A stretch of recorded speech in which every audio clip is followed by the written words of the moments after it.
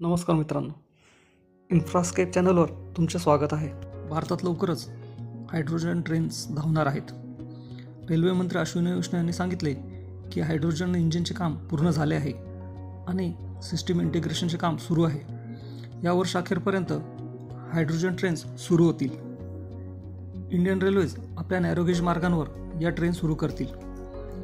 तामिळनाडूमधील integral coach फॅक्टरीमध्ये भारताने indigenous technology वापरून 1200 हॉर्स पॉवरचे हायड्रोजन ट्रेन इंजिन डेव्हलप केले आहे.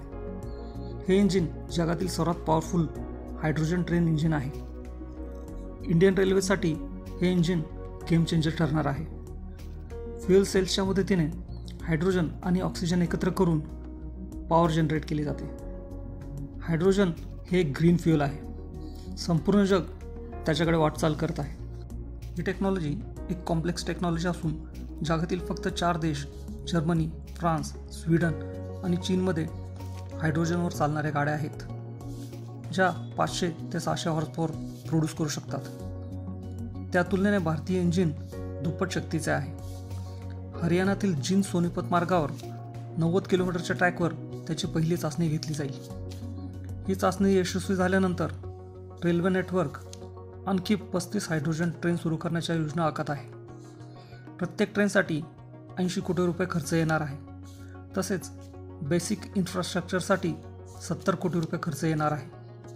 या ट्रेन्स भारताच्या हेरिटेज मार्गांवर चालवले जातील, ज्यामध्ये Matheran hill railway, Darjeeling Himalayan railway, कालका शिमला रेल्वे, कांगडा व्हॅली आणि निलगिरी माउंटन यांचा समावेश आहे.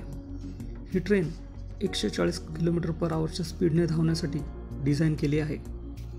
ट्रेनला हायड्रोजन पुरवण्यासाठी चीनमध्ये हायड्रोजन प्रोडक्शन आणि रिफ्युएलिंग स्टेशन तयार केले जाईल, जिथे 3000 किलोग्रॅमपर्यंत हायड्रोजन स्टोअर केले जाईल.